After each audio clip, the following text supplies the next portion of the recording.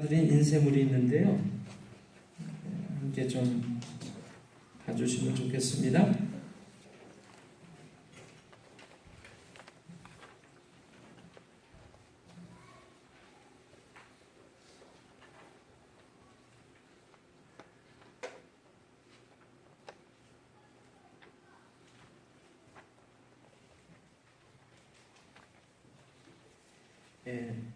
오늘 나눠드린 인쇄물이 두 장입니다.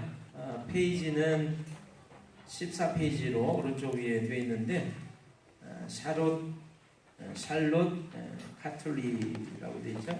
키툴리, 샬롯 키툴리. 그 이야기를 같이 한번 좀 읽어볼까 합니다. 여러분과 제가 한 목소리로 같이 그냥 한번 이 이야기를 읽어보겠습니다. 한 분이 하나씩 글을 좀 가지고 계시면 좋을 것 같아요. 자, 샬롯 키툴리 한번 같이 읽어보겠습니다. 샬롯 키툴리는 36세 나이로 대장암 사기 진단을 받고 숨진 영국 극작가였다. 그녀는 두 아이의 엄마였다. 그녀는 대장암 사기 진단을 받은 후 간과 폐에 전이 되어 두 번의 수술과 25회 방사선 치료와 39번의 화학요법 치료도 견뎌냈지만 2014년 9월 16일 끝내 세상을 떠났다. 그녀가 죽음을 앞두고 자신의 블로그에 남긴 글은 우리의 삶의 의미를 되돌아보게 한다. 살고 싶은 나날이 저리 많은데 저한테는 허락하지 않네요. 내 아이들 커가는 모습도 보고 싶고 남편에게 못된 마누라도 되면서 늙어보고 싶은데 그럴 시간을 안 주네요. 살아보니 그렇더라고요. 매일 아침 아이들에게 일어나라고 서두르라고 이 닦으라고 소리 지르는 나날이 행복이었더군요. 살고 싶어서 해보라는 온갖 치료 다 받아봤어요. 기본적 의학요법은 물론 기름에 절인 치즈도 먹어보고 쓰디쓴 즙도 마셔봤습니다. 침도 맞았지요. 그런데 아니더라고요.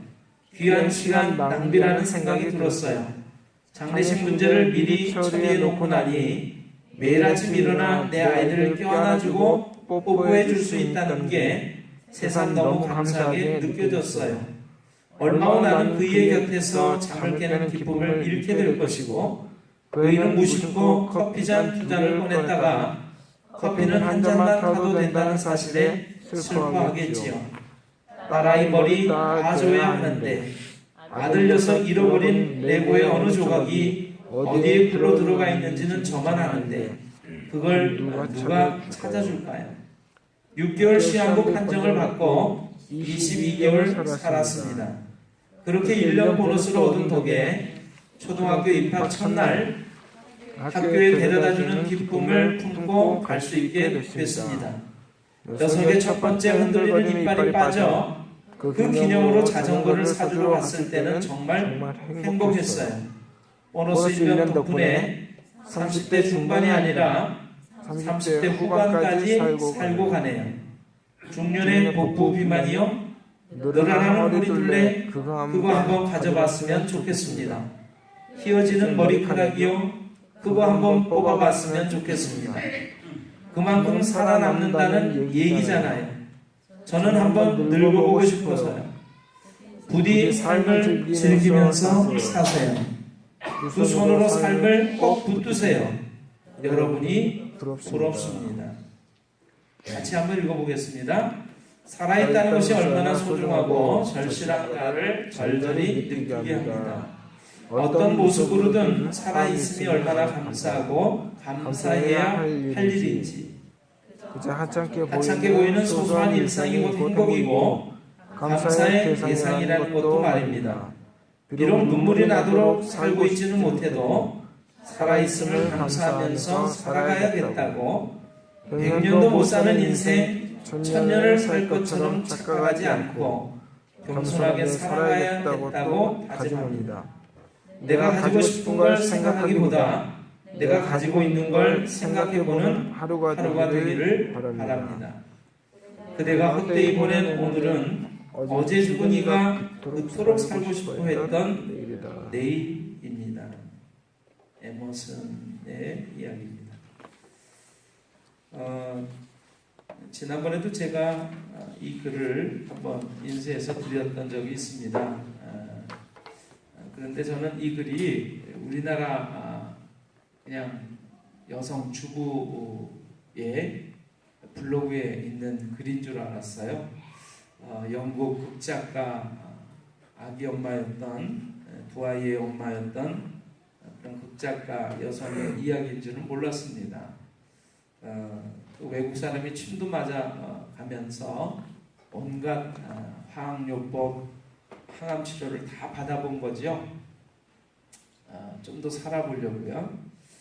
그러다가 이제 하루하루의 삶이 얼마나 소중한가 하는 것을 깨닫고 블로그에 이 글을 남겼다라고 하는 것입니다. 오늘 여러분과 제가 아무 일 없이 하루하루를 맞이하고요. 보낼 수 있는 것 하나님께 우리가 감사해야 하는 제목이 되는 줄로 믿습니다. 아멘. 우리 오늘 본문의 말씀 우리 찾아서 함께 좀 읽어보겠습니다. 성경 좀 찾기 쉬우라고요. 두 번째 인셈을 보시면 사도행전 20장 7절로부터의 말씀 제가 기록해 놨습니다.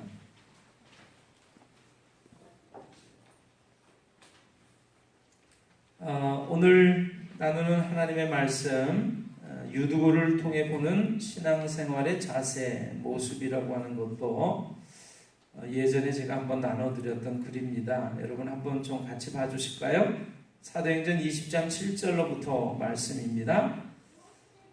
그 주간의 첫날에 우리가 떡을 떼려 하여 모였더니 바울이 이튿날 떠나고자 하여 그들에게 강론할세 말을 밤중까지 계속하매 우리가 모인 윗다락에 등불을 많이 켰는데 유두고라 하는 청년이 창에 걸터 앉아 있다가 깊이 졸더니 바울이 강론하기를 더 오래 하매 졸음을 이기지 못하여 3층에서 떨어지거늘 일으켜 보니 죽었는지라.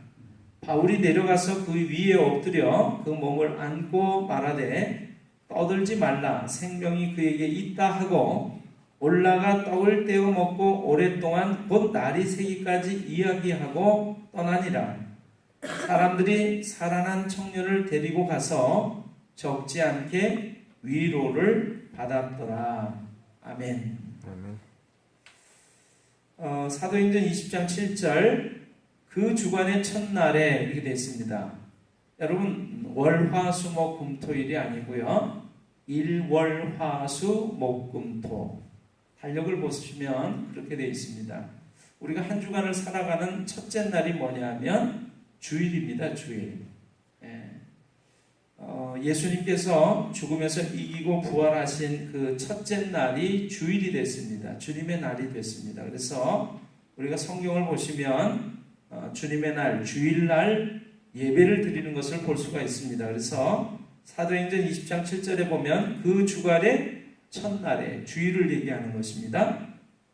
자, 주일날 우리가 떡을 떼려 하여 모였더니 예수님께서 돌아가시기 전날 밤 제자들과 마지막 식사를 하시면서 부탁을 하시죠. 떡을 떼어 주십니다. 또 포도주 잔을 나누어 주십니다. 그러면서 이것을 먹고 마셔라. 그러면서 이것은 너희를 위하는 내 몸이다. 이것을 행하여 나를 기억해다오. 이렇게 말씀하십니다. 이것이 바로 예배의 모습이죠. 그래서 우리가 성찬식을 통해서 예수님의 십자가 죽음을 기억하고 나를 위해서 고난당하신 것 기억하고 나를 위해서 죽으신 것 기억하고 내 모든 죄를 용서하시고 또 죽음에서 부활하신 것 기억하고 다시 오실 것을 기억하는 것이 예배라고 하는 것입니다. 그래서 오늘 떡을 떼려 하여 모였다라고 하는 것은 예배를 드리기 위해서 모였다라고 하는 것입니다. 그런데 여기 보니까 성경에 바울이 이튿날 떠나고자 하여 그들에게 강론할세. 자, 하나님의 말씀을 그들에게 가르치고 전하는 행동이 강론인데 말을 어떻게 했어요? 밤중까지 계속했습니다. 20장 7절 보고 계신가요? 아멘. 네, 밤중까지 계속했어요. 오늘 예배는 밤중까지 계속하겠습니다. 아멘. 아멘을 아무도 안 하시네요. 안 하겠습니다.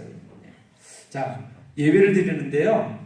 하루 왼종일 밤중까지 계속해서 말씀을 전하고 가르치고 있는 겁니다. 사도 바울이. 자, 그래서 그 옛날에는 전기불이 없으니까 등불을 많이 켰습니다. 20장 8절 보세요.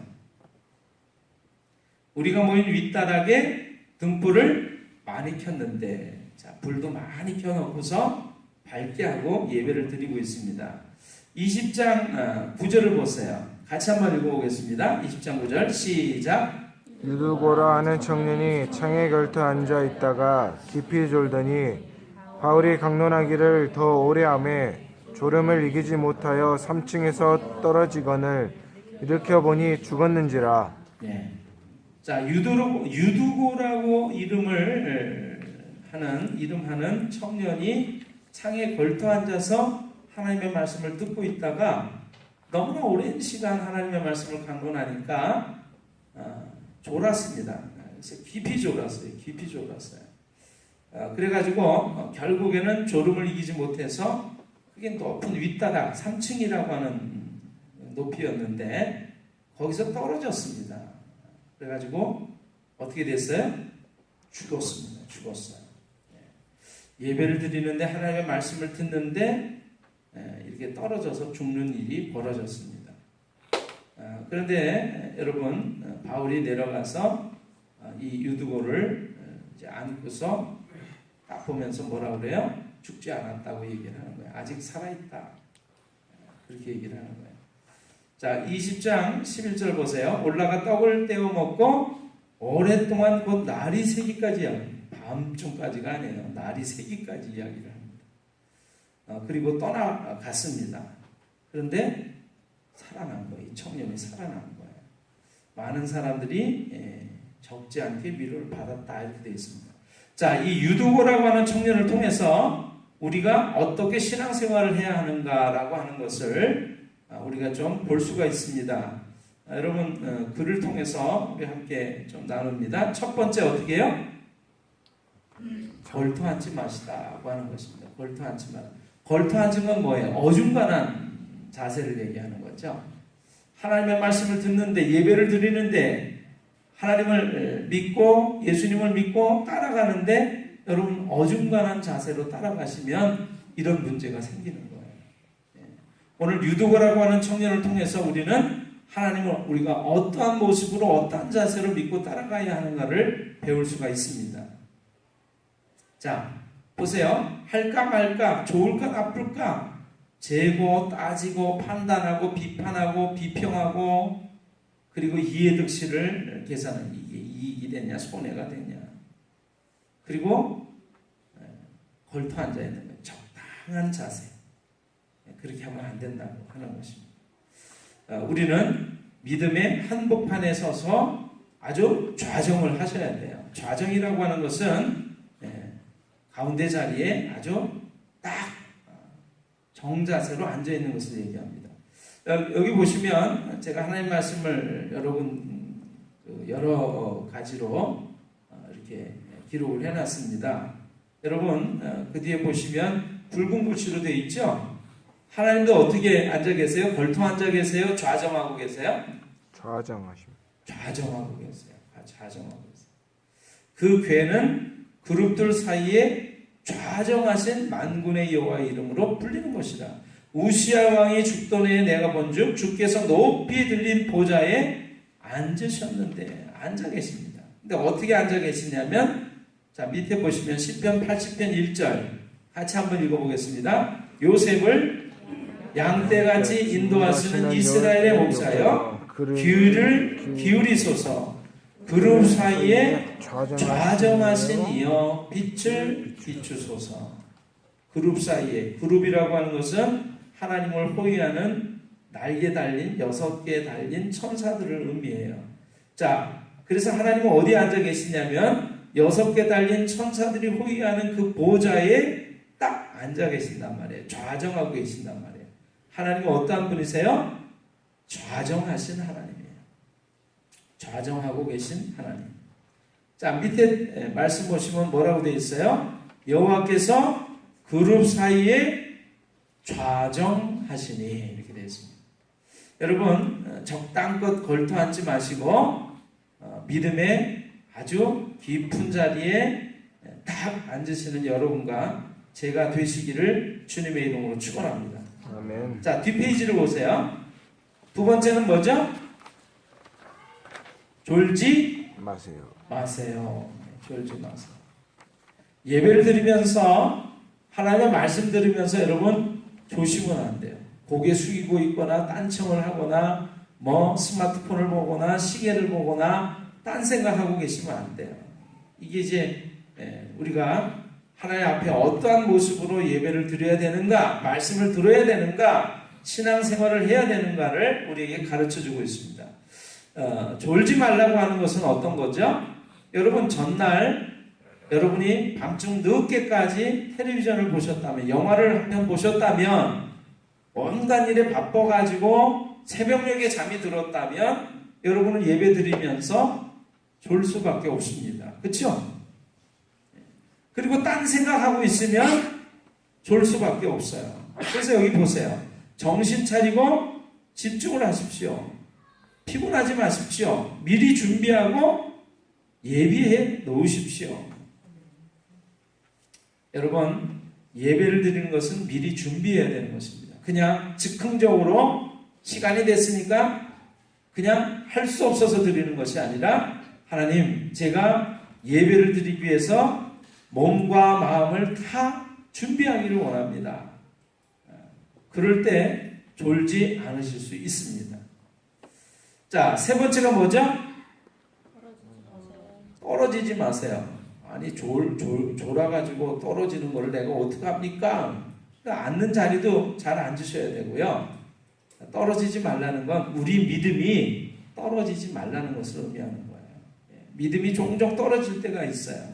근데 왜 떨어지냐면, 하나님만 바라보면, 예수님만 바라보면 우리의 믿음이 떨어지지 않는데 문제를 바라보는 거예요. 어려움을 바라보는 거예요.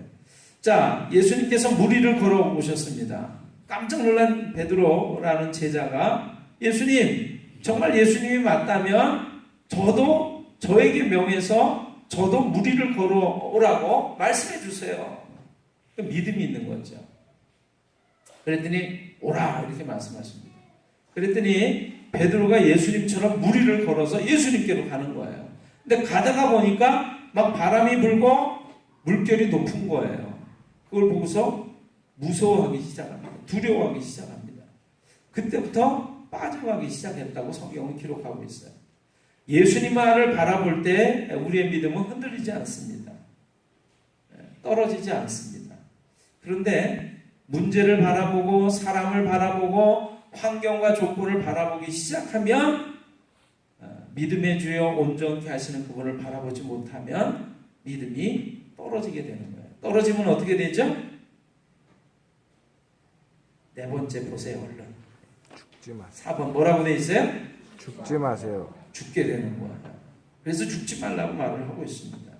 자, 죽는다는 것은 여기에 이렇게 제가 말씀을 써놨습니다. 여러 말씀이 있는데, 일락을 좋아하는, 향락을 좋아하는 이는 살았으나 죽었느니라, 이렇게 말씀이 있어요. 하나님 말씀.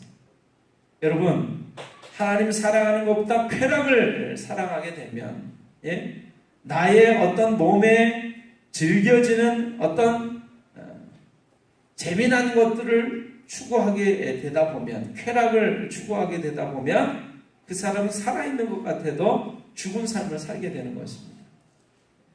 그러니까 죽어서는 안 되는 거죠.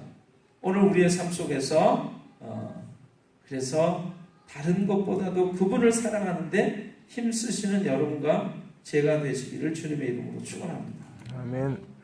그러면 죽지 않을 수 있어요. 죽지 말라고 해서 안 죽나? 이렇게 얘기하지 마시고, 그래, 죽어서는 안 되겠구나.